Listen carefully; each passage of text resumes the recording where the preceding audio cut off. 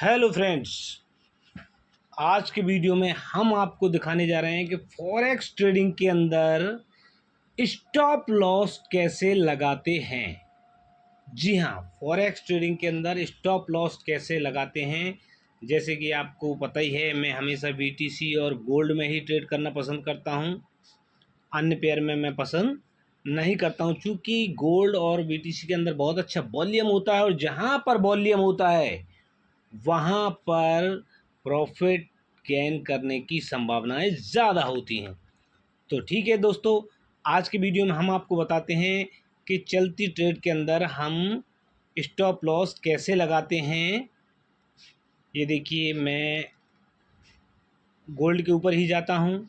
हम चार्ट को देखते हैं, फिर हम ट्रेड लेंगे। मार्केट बुलिश है तो हम बाई में ट्रेड लगा देंगे हैं।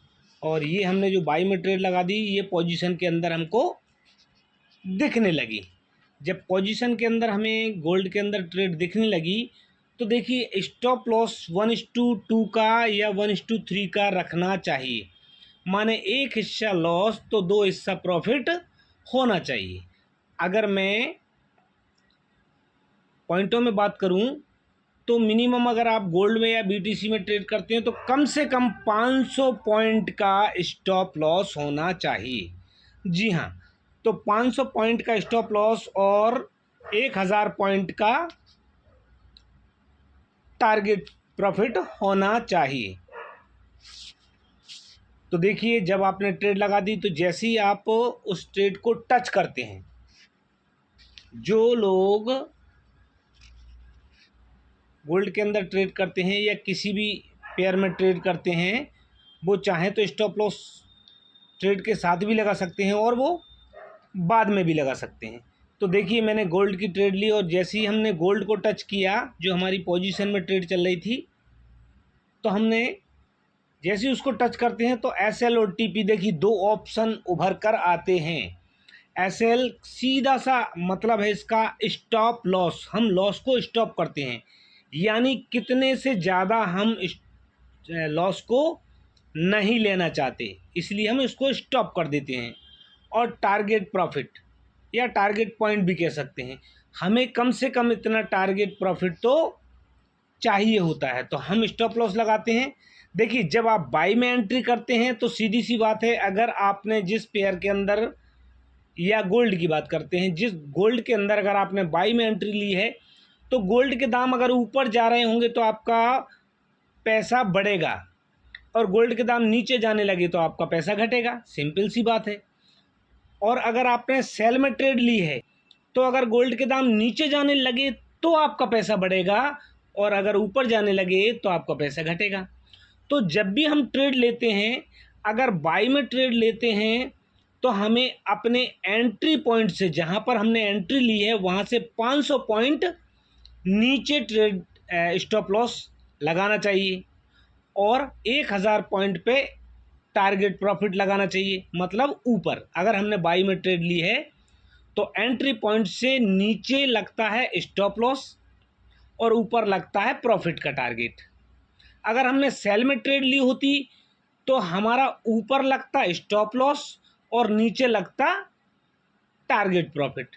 तो हमने बाई में ट्रेड ली है और हम इसको, अगर ये हमारे प्रिडिक्शन के अनुसार नहीं गया और ये अपोजिट ट्रेंड में गया, अगर मार्केट सेल में जाने लगा, तो कम से कम 500 पॉइंट का हमें स्टॉप लॉस लगाना होता है। तो जैसे ही आप, एक बार फिर से बताता हूँ, आप अपनी ट्रेड को टच करते हैं, यहाँ पर देखिए स्टॉप लॉस और टारगेट। तो जब आप स्टॉप लॉस को टच करते हैं तो ये करंट में जो पोजीशन चल रही है वो सामने आ जाती है, और एसएल के सामने जो डिब्बा बना हुआ है, ब्रैकेट बना हुआ है, डिब्बा बना हुआ है, तो जब आप वहाँ पर टच करेंगे तो करंट पोजीशन आ जाती है। वहाँ से आपको 500 पॉइंट नीचे स्टॉप लॉस लगाना चाहिए अगर आपने बाई में ट्रेड ली है तो। जैसे 3347 3347, हम इस पर 700 पॉइंट का स्टॉप लॉस डालते हैं। ये हमने इसको 40 कर दिया, सॉरी, ये अपनी बाई में, हाँ बाई में ट्रेड है तो हमने 700 पॉइंट नीचे स्टॉप लॉस लगा दिया। और टारगेट हम कहाँ पे रखेंगे, ये जो TP लिखा है इसके सामने जो डिब्बा है हमने उसको टच किया तो करंट पोजीशन सामने आई। और तो करंट पोजीशन में हमने टारगेट रखना है, अभी 3345 चल रहा है तो हमको 3355 कर देना है। 1000 पॉइंट का हमने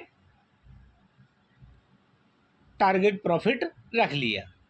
और इसको ये जो मॉडिफाई लिखा हुआ है, मॉडिफाई को जैसे ही टच करेंगे तो ये हमारा टारगेट और स्टॉप लॉस लग जाता है। ये देखिए, आप देख पा रहे हैं, जैसे ही आप वही अपनी ट्रेड को टच करेंगे ये गायब हो जाएगा, ट्रेड को टच करेंगे तो ये दोबारा दिखने लगता है कि आपने क्या किया है। तो जब हम स्टॉप लॉस लगाते हैं, सिंपल सी बात है, हम कहीं अगर व्यस्त हो जाएं, किसी अन्य काम में चले जाएं, तो मार्केट हमसे ज़्यादा लॉस ना ले, हमारा ज़्यादा लॉस ना हो जाए, इसलिए हम स्टॉप लॉस लगाते हैं। जब भी आप चाहे तो स्कैल्पिंग करें, चाहे स्विंग ट्रेड करें, आपको स्टॉप लॉस और टारगेट पॉइंट हमेशा ध्यान रखना चाहिए, क्योंकि स्टॉप लॉस वो मंत्र है जो आपको बड़े नुकसान से बचा जाएगा। देखिए, अगर बड़े नुकसान से बचना है तो हमेशा स्टॉप लॉस का ध्यान ट्रेडरों को रखना ही चाहिए। तो दोस्तों, ये वीडियो अगर आपको अच्छा लगा है तो हमारे चैनल को सब्सक्राइब कीजिए, बेल आइकन का बटन पुश कीजिए, ताकि आपको बेसिक से लेके एडवांस तक की और कई प्रकार की स्कैल्पिंग और भी कई प्रकार की ट्रेडिंग नॉलेज आपको समय से मिल सके।